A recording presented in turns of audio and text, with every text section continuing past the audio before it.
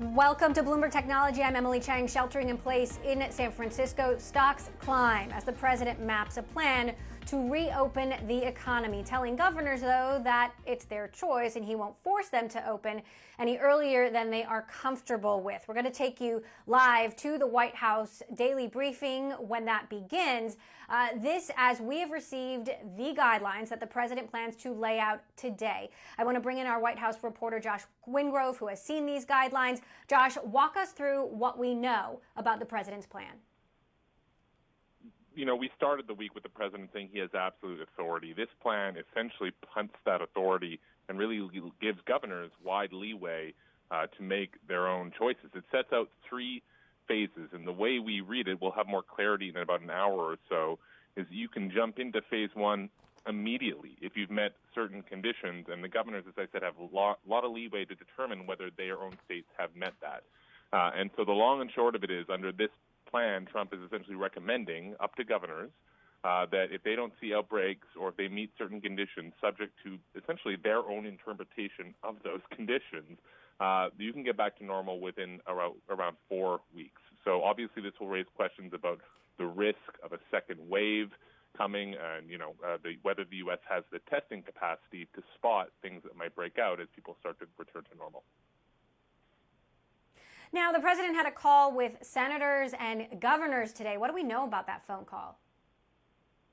Yeah, I mean, we've been seeing this thing brewing in Republican circles for a while. There was protests in Michigan this week against what they view as stringent, or what some view there as stringent orders. You'll note, of course, the governor of Michigan is a Democrat who maybe could be Joe Biden's running mate, and so there's a political element here for Donald Trump. But what he heard on that call was Republicans basically urging him to open, saying the economy can't take more of a shutdown, whereas Democrats more so were stressing testing, saying, hey, the only way we can take that next step is with more testing. And as we talked about before, that testing is not just testing of folks who are sick or people that work at a hospital, but it's also antibody testing, which we essentially don't have yet, to see whether you've had it and whether you've recovered. And it's also sort of radar testing, for lack of a better phrase, to catch new things that pop up. We don't have that. So Trump listened to all sides. He had bipartisan calls with the House and the Senate today. And he is, again, punting it to governors. So governors, including Democrats, can basically do what they want. But he really was under pressure from Republicans to take steps to start opening things up. So then, Josh, do you see a scenario where some states reopen very soon and some states stay closed a lot longer? Yeah, absolutely. Obviously, New York, the New York region is one of the hard-hit areas, but there's places throughout the Midwest that Trump frequently has talked about as being maybe able to open.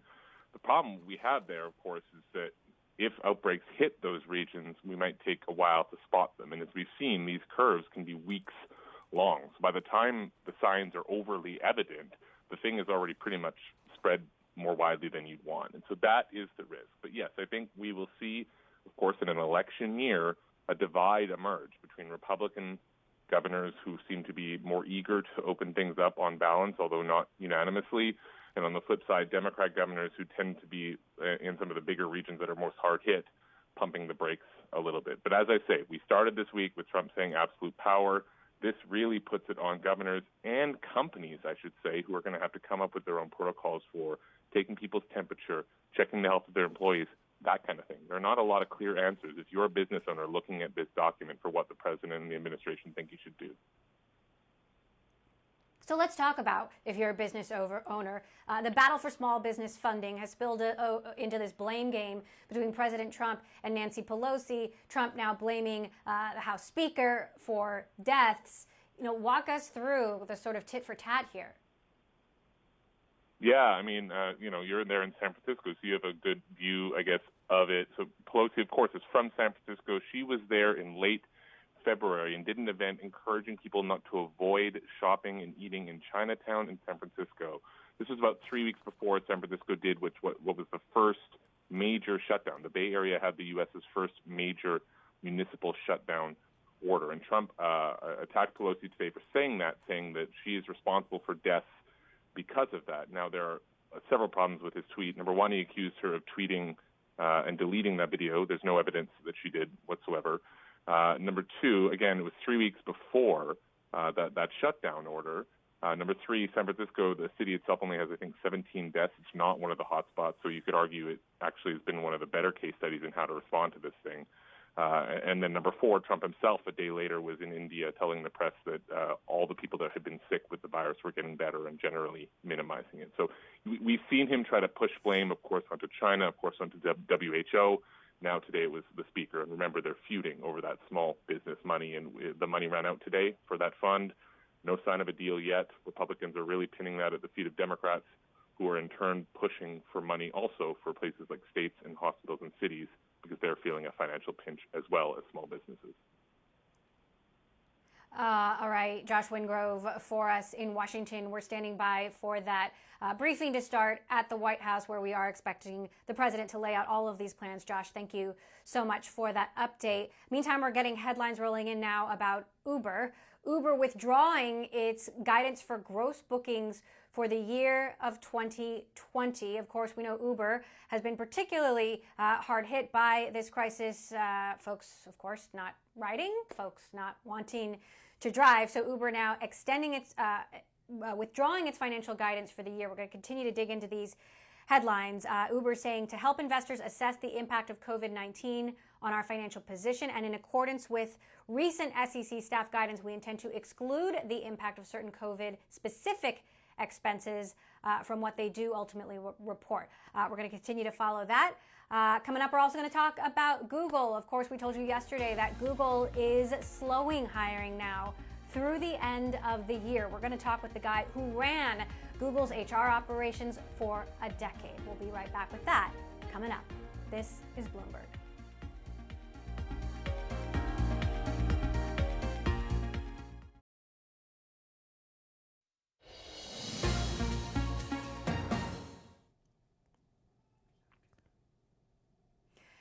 Alphabet CEO Sundar Pichai told employees in a memo yesterday that the company would be slowing hiring through the end of the year. This as a result of the continuing coronavirus pandemic. A huge point of news for Google. This is a company that is very healthy, that on good years hires 20,000 employees in a single year. Joining us now for more is Laszlo Bock, the former HR chief at Google for many, many years, and also the co-founder and CEO of Humu, a firm that provides crisis resilience solutions for various organizations.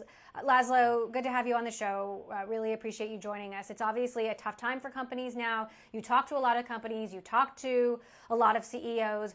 In terms of layoffs and hiring freezes, how much more of this do you think we are going to see? I suspect at the beginning, not the end. I think as you look across organizations, what companies have done kind of the first reflexive wave of, I think what most of it is the next wave will be kind of a deeper cut as companies realize that the risk of, if the risk.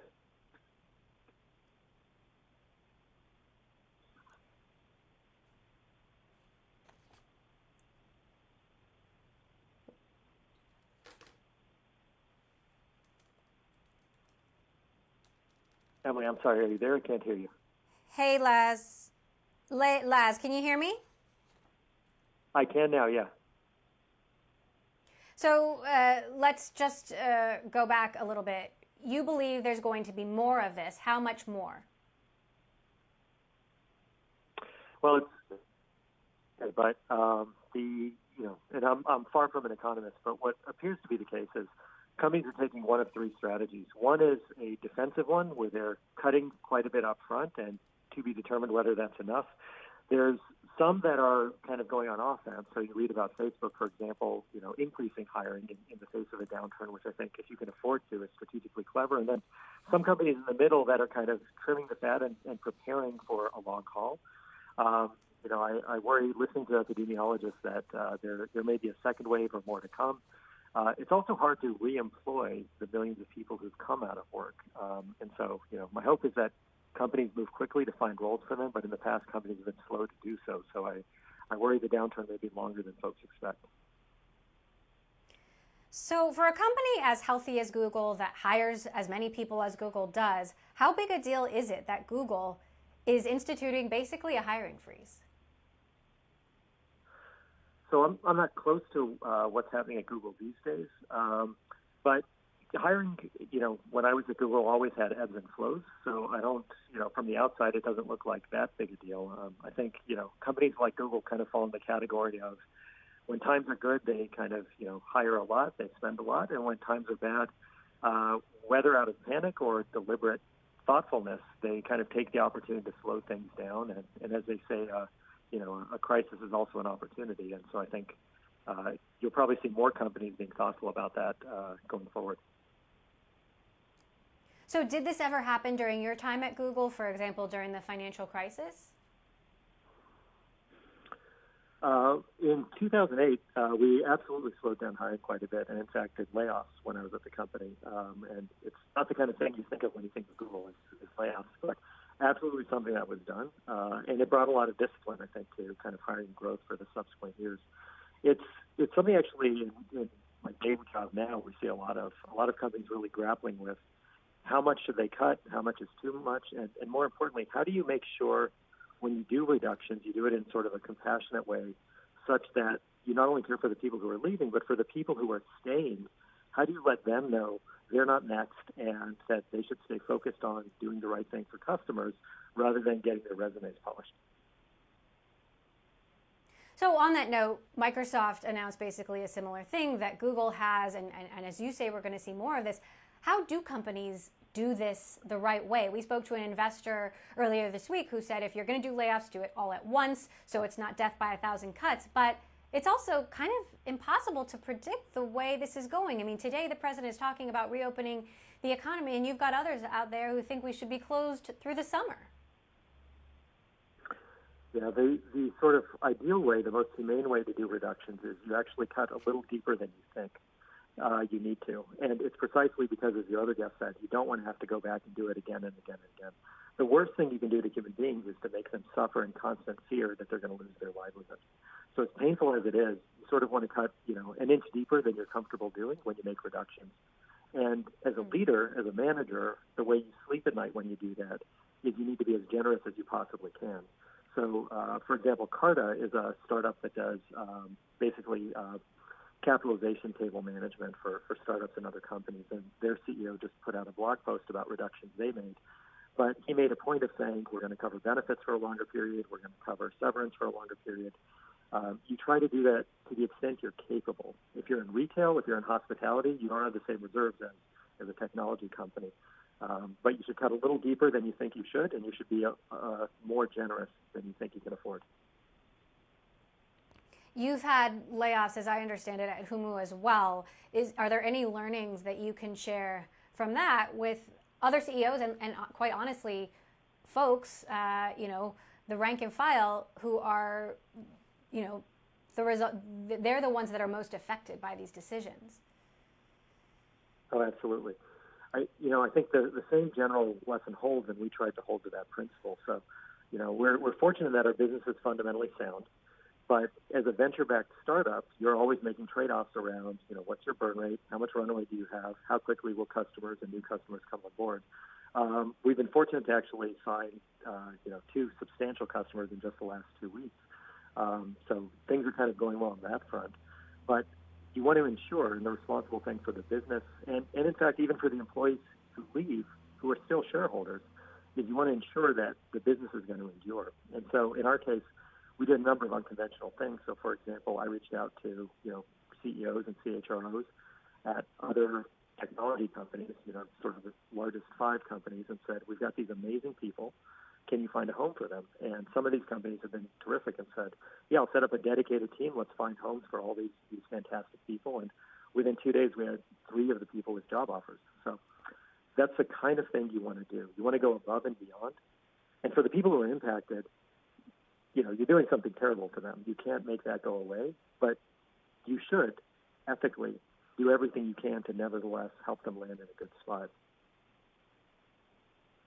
Now, Sundar Pichai said in his note that they would still be onboarding employees who'd already been hired but hadn't actually started yet. But given your experience at Google, and he said they would keep hiring in strategic areas, what areas would you imagine hiring would slow down? What's first on the chopping block, if you will? and this is true across companies I've been talking to in the last few weeks. I think I've probably spoken to 40 or 50 CIOs, CEOs, CHROs of Fortune 300 companies. Typically, you always start with the G&A functions, so HR, finance, kind of back office functions, things like that. And then you sort of work your way up to whatever the most critical functions are, which tend to be the revenue generating or engineering functions. Prudent companies are also doing a thoughtful look at portfolio and figuring out what's the right balance, where should we pull back. But the most important thing through it all, I think, is that leaders need to really focus on how they're showing up for people, and in particular, it's difficult as these things are to try to show up as much as you can with empathy and with understanding that, on the one hand, you've got to run the business. On the other hand, these are human beings you're dealing with day to day, and you need to care for them as well. So net-net, having been through the financial crisis, how do you, and we don't know how long this particular situation is going to last, but how does Silicon Valley look different after this? Do you think it looks different after this?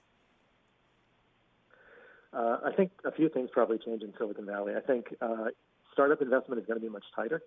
I think the sort of blitz scaling strategy that was popularized around throw money at it and try to get big and figure out profitability later is going to be on the back burner for a few years, number one. Number two, I think what's happening now is sort of another nail in the coffin of the employment contract. You sort of had, in the 80s, employment contract had broken. Nobody had lifetime employment anymore. I think people have worried for a long time about gig workers having a precarious existence. And when you look at what's happening with companies like Lime and Uber, that's even more salient. Those jobs seem even more at risk. And so there's a reasonable chance, either through regulation or through labor activism, that you see some resurgence of let's make sure we're taking care of workers. Interesting. All right, Laszlo Bock, former head of people operations at Google for many, many years, and also the CEO and co-founder of Humu. Laszlo, thank you so much for calling in. Coming up, more of Bloomberg Television. We'll be right back.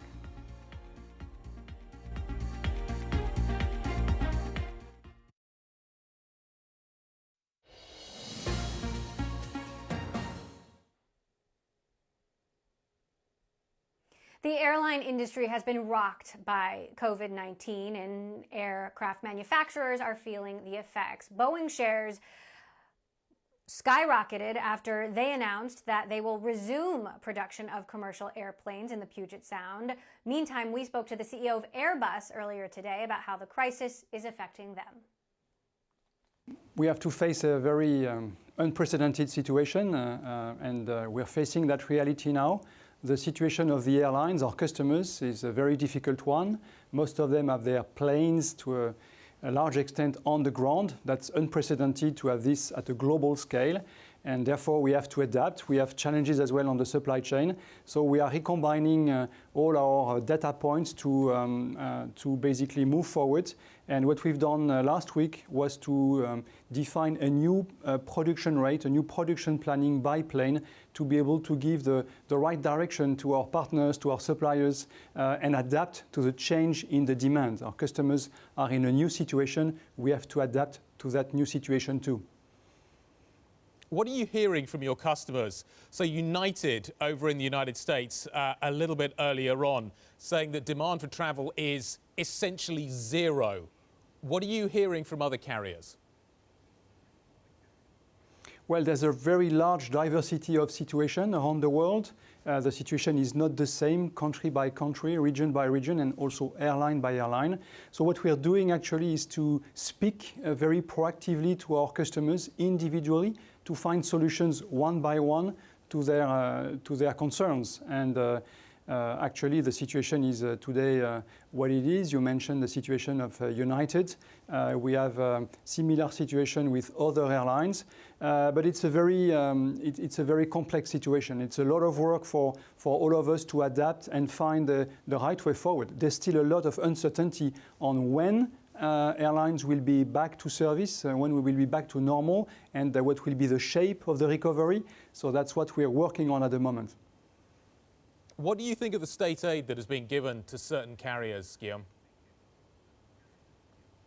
Well, we think, and I think the priority is on rescuing the airlines. They are the first hit by this pandemic. Obviously, no passengers, as you said, or very little passengers flying.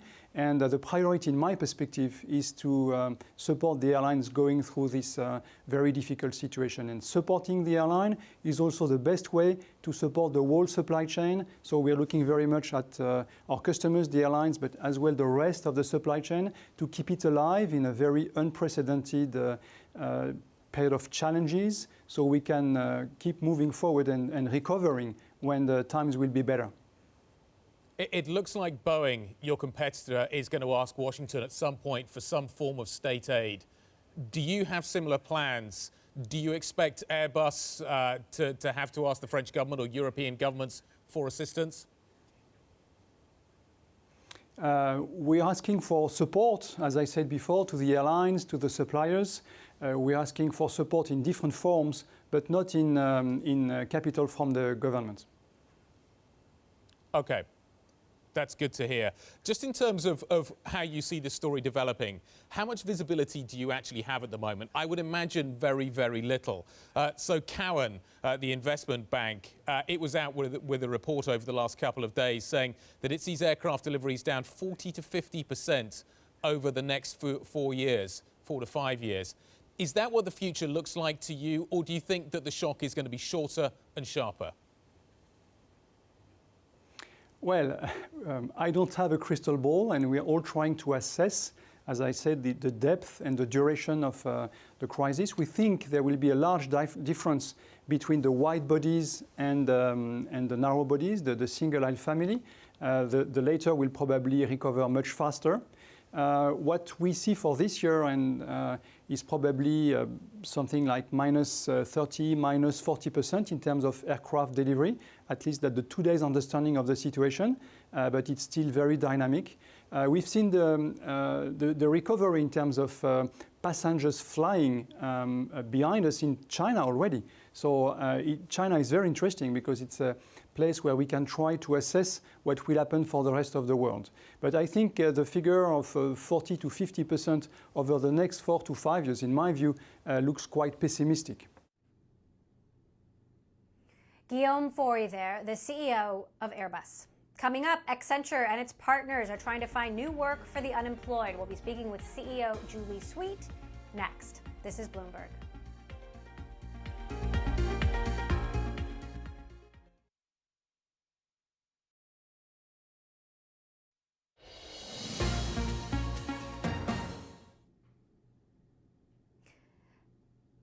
More than 5 million Americans filed for unemployment last week, bringing the total to 22 million. That is a decade worth of job gains completely erased. Accenture is trying to help workers find new work in the middle of this crisis. Joining us to discuss, Julie Sweet, the CEO of Accenture, a 500,000 person company, and you are running, Julie, this company remotely. First of all, tell us about this program, how it's going to work, and how many people this can help.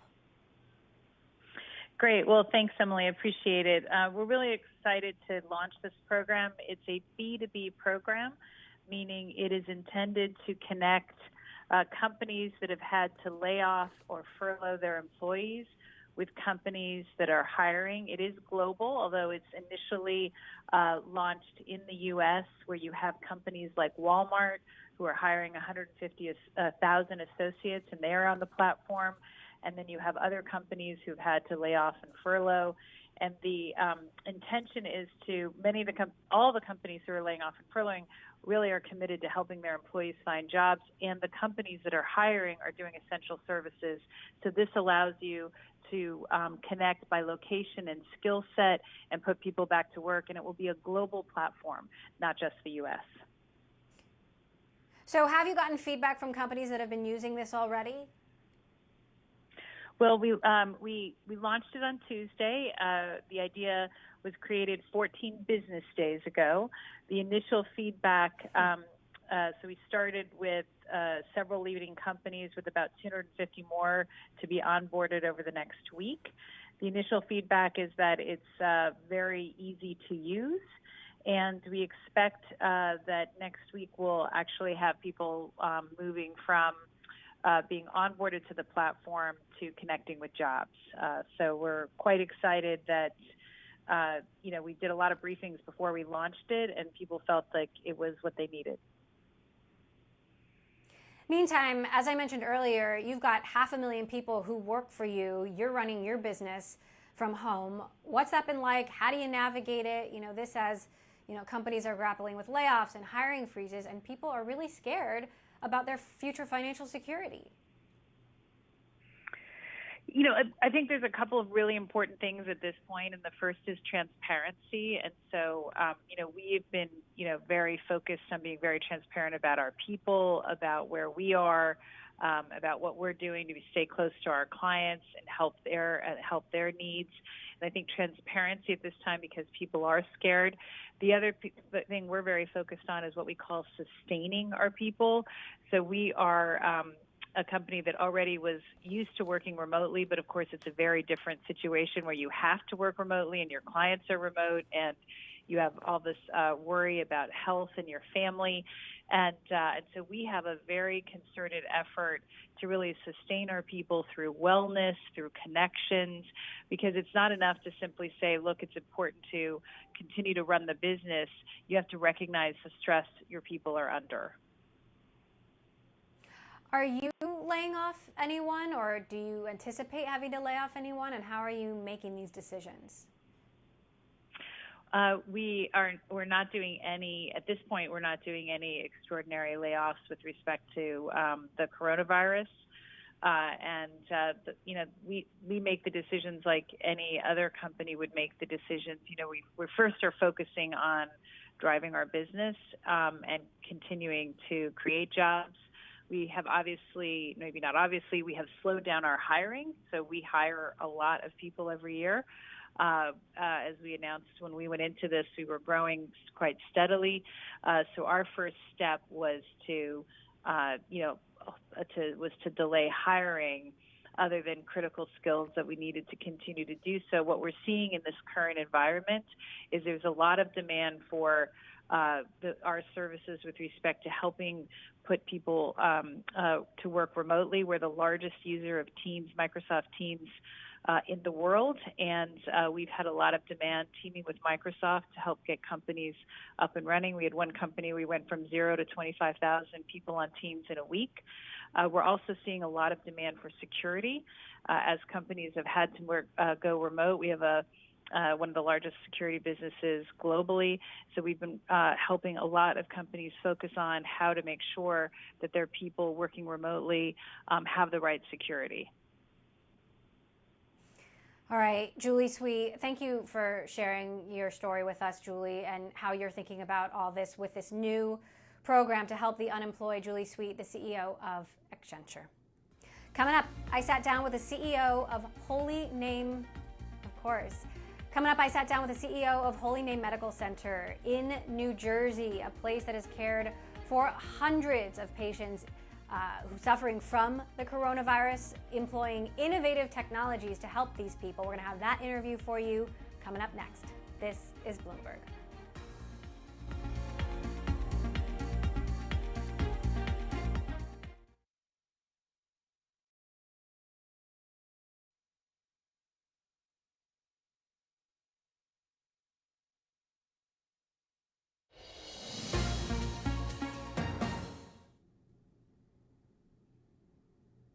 Amazon says it now wants to test every single employee regularly for the coronavirus around the world. I want to bring in Matt Day, who covers Amazon for us. Matt, Jeff Bezos is also releasing his shareholder letter with some other updates about how the company plans to handle this. What do we know about this internal testing program and whether it's even realistic? So we know that Amazon has reassigned some of its scientists, product folks, even marketing people onto this effort to build their own in-house testing capacity. They employ about 800,000 people, so it's not a trivial amount of folks. And if they can get that online, there's certainly a benefit there. But I think Bezos acknowledged even the challenges to this, and the fact they might not have this effort done, in the window that the pandemic is still ongoing. So if the entire world can't get enough tests, how is Jeff Bezos going to do this? I know he says he's got scientists, managers, software engineers. working on this. What do we know about what they're actually doing to create this amount of tests and a test at all? We know that they're working hard on sort of creative sourcing right now, whether that's working direct with suppliers, around the world to find creative ways to get supplies to create test kits. We know they've been in contact with some commercial suppliers of kits and related materials. So it's basically, Amazon's got planes, a bunch of smart people, trucks, and a lot of employees that they working on this. But no, we don't really know exactly how they plan to pull it off. Just that they intend to. Well, and I wonder if workers who have been not happy with how the company is handling this will be satisfied by this. You've got a labor group now calling on Amazon workers to call in sick in protest on April 24th. Tell us about this. So there's a group of employees at Amazon, primarily at their headquarters in Seattle, who have been organizing around climate issues for a couple of years now. Two of their own were fired just last week, in part for speaking out about conditions in warehouses during the pandemic. So that group, they held a call today with some warehouse workers and came out of that apparently asking their colleagues to call in sick, to do more to learn about conditions in warehouses next week. Meantime, Amazon has shut down its warehouses across France. This after a French court ordered Amazon to stop selling non-essential goods because the court was concerned about how Amazon was treating its workers, was concerned that workers weren't safe enough. Amazon responded by closing down all of its warehouses. This until Amazon has said April 20th. How is this going? I mean, what does this mean for France? So it means if you're shopping at Amazon in France, they're going to deliver that hypothetically from a warehouse outside the country. Amazon's got warehouses in nearby Spain, Italy, Germany. It's not their only operation in Europe, but it does mean that Amazon is kind of escalating, their effort to keep their doors open. They say it would be too complicated to segment essential stuff from non-essential stuff, as this is really a sign that they are, they intend to resist efforts to determine what they can sell during this pandemic. Amazon doesn't want to be in the position of saying, what's essential and what's not for its customers. They'd rather they be able to access the whole store. All right, Matt Day, thank you so much for your continued reporting on this topic. I'm sure we'll be back with you soon. Meantime, as of Wednesday, New Jersey had over 70,000 cases of the coronavirus. Many of those patients are being treated at Holy Name Medical Center. I sat down with the CEO of Holy Name earlier today and talked to him about how they are treating these patients. And interestingly, he himself was impacted by the coronavirus, got sick. His family got sick as well. Really interesting conversation. Take a listen to what he told me earlier. As of today, we have 201 people inside the hospital. I have 1,483 people that we're following and managing at home in their homes. So we took a very aggressive home care management program. I was a product of that, where we do telemonitoring. Our nurses call and video conference you 2 to 3 times a day, depending on how acute you are. And if they think you start to deteriorate, then they bring you in right away. So do you think you're past the peak? I think we are. We are. I wouldn't say we're at the early stages, hopefully, of the downslope. But that's only based on the last 3 or 4 days. So the Monday after Easter, we actually was one of our busiest days. But the days since have really slowed down. The ER is not as busy as it is. The people who are coming in, though, are more acute than we had seen in the past. Now, you also had coronavirus yourself. You got sick, your wife got sick, a couple of your kids got sick. Tell me briefly what that experience was like for you, given that you were also somebody fighting the crisis on literally the front lines. Well, it gave me a renewed appreciation for just how serious this virus needs to be taken. And I have to admit, I was careless in the beginning and a little cavalier because I never get sick, ever. I've never had the flu. I've never gotten sick. So I was kind of one of those people walking around, not me, it's going to hit everybody else. And it's a very, very serious virus. Everybody needs to take it seriously. The social distancing, the sacrifices that everybody's being asked to make are important. We think the flattening of the curve now and actually coming down the downside is a result of that. Because this is still a very active, very, very contagious virus. So, Michael, tell me about your ventilator situation. Do you have all the machines that you need? At the current moment, we do. So we managed to get ventilators. I have a very resourceful supply chain group here. They literally pan the globe trying to find ventilators. We were able to get ventilators out of the national stockpile as well. And so our ventilator situation currently is okay. Now, you've been doing some incredibly innovative things at the hospital to address shortages of PPE and to address, the space that you need to treat these patients. So you went from 19 to 106 ICU beds. You built negative pressure rooms in what used to be storage areas. These are places where patients can be isolated to avoid exposure to others. Talk to us about how you've been able to technically build these so quickly and whether that's something that other hospitals can emulate. Yes, so we absolutely believe other hospitals can and should emulate that. We built the first ICU was 40 beds in 4 days, and that was designed specifically to put the patients inside a negative pressure room, glass walls, so the staff could stay on the outside, see more patients, right? So the two biggest constraints at the time, once we knew that we were getting ventilators, which at one point was very touch and go when we were very concerned about it, PPE, and now staff. We don't have enough staff to handle the volume, and certainly critical care staff. So we need to stretch them and make them more efficient. By having these new design facilities, one, they're on the outside in the safe zone, outside the negative pressure, so they don't have to wear the PPE there. We encourage them to keep their masks on so they're not reusing them. But other than that, they don't have to be gowned up. They don't have to have the gloves on. They can be more comfortable. All the IV pumps, all the cardiac monitors, even the ventilators themselves are outside. So very, very efficient design, makes the staff go longer and better, and absolutely preserves PPE. Now, you are also now using cells from a baby placenta, a newborn baby that was just born. You obtain the placenta, you're using that to treat patients in a new treatment that was literally just approved by the FDA. How is that going?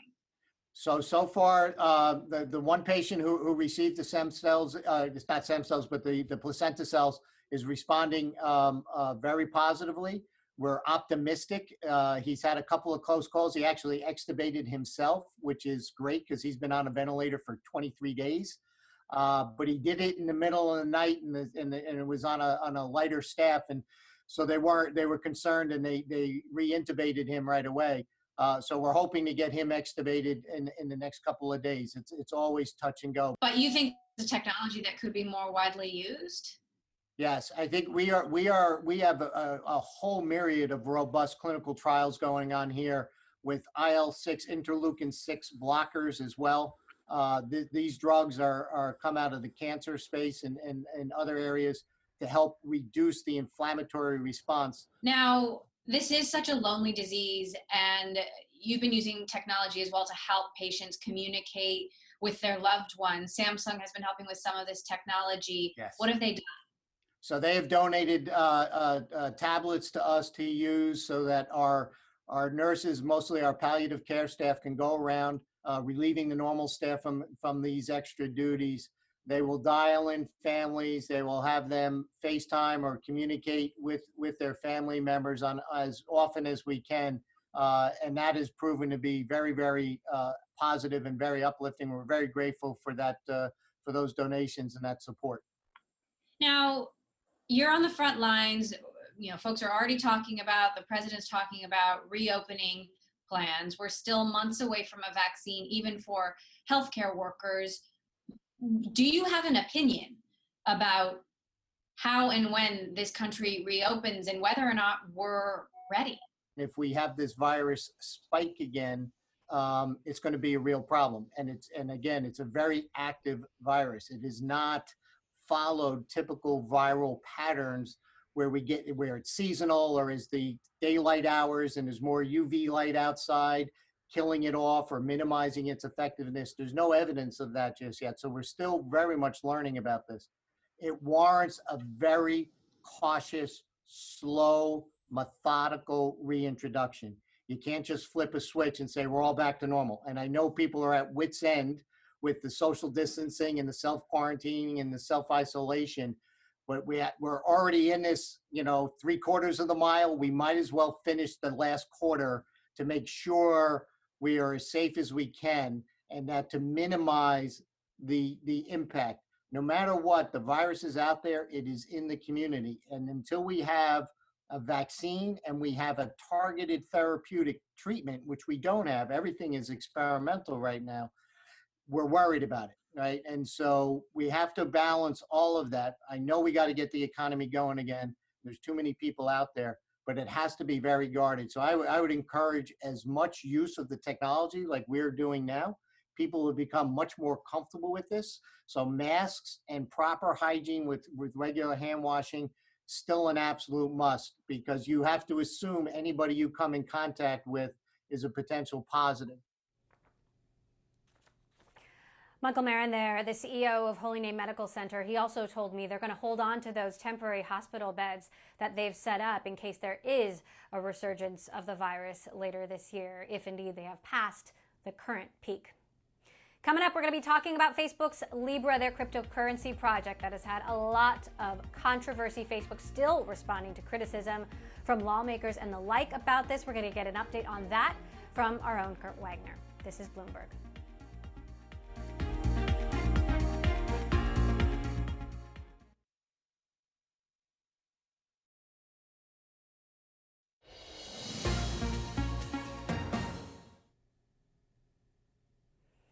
Facebook and its partners are now revamping their Libre cryptocurrency project, which has gotten massive pushback from regulators. Kurt Wagner, who covers Facebook for us, joins us now on the phone. So, Kurt, how is Facebook changing the game here? Well, instead of rolling out just one version of Libre, which has kind of been the plan since last June when they first announced this, today they announced that there's going to be multiple versions of Libre, and many of them are going to be backed by individual fiat currencies. So, for example, you might have a digital version of Libre that's tied directly to the US dollar. You might have another one that's tied to the euro. And so what they're hoping to do is basically appease these central banks that were really afraid that if Libre succeeded, they might actually lose some of their power, right? The power to create currency and kind of fluctuate markets.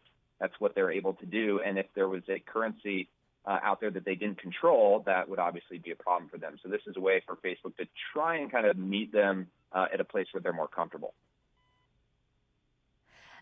There's obviously a lot going on in the world right now. When might something like this actually launch? Yeah, I can't imagine that this is at the top of the priority list for a lot of these federal organizations. But Facebook says, not just Facebook, the Libre Association, which is Facebook and many other companies, say that they're hoping to have approvals for this and regulatory thumbs up by late 2020. So the goal is still to launch something this year. I think how the economy continues to reopen or evolve is really going to dictate whether or not that's a possible timeline for them, but they are shooting for the end of the year. Have they gotten any response yet from the other people that you mentioned who will care? Yeah, they said in their announcement that they are actively talking with Swiss regulators to try and get a payments license there. They said that they want to register here in the U.S. I mean, the story with Libre all along since it's been announced has really been that they're constantly having these conversations behind the scenes. It's just such a complicated thing, right, to launch a new currency. So I didn't see a whole lot of discussion about it today after their announcement, but I imagine that that's because people have already been having discussions about this for months now. It'll probably wait until we're much closer to launch before we start to hear real concrete examples of what this might look like. So what does this mean more broadly in terms of the other struggles that Facebook is fighting right now? Obviously, they're fighting misinformation on their platform about the coronavirus. We know they could be facing a huge plunge in ad dollars just because of what's going on with the economy. I think it's a pretty telling sign that Facebook is still trying to operate as close to normal as possible, right? And this is the kind of project that's very far afield from their normal business. And the fact that they're still talking about it, they're still making announcements about it, talking to the press about it, to me is just a sign that Facebook wants everything to keep moving forward, right? I mean, we see that with Portal. We see that with their augmented reality. Now we're seeing it with Libre. So I guess I take it as a sign that the company is doing well enough that they're not shuttering something like this, right? That is, I guess, in itself somewhat encouraging if you're a Facebook investor. But certainly, again, as you pointed out, I can't imagine this is the top priority either for the company or for their partners. All right, Bloomberg's Kurt Wagner, thanks so much for that update. We are standing by now for the White House briefing to begin. We'll take you there live when it starts. Also, you can catch it on the terminal, Live Go. Again, we are waiting for the president to unveil his new guidelines for reopening the economy. More of Bloomberg Television coming up.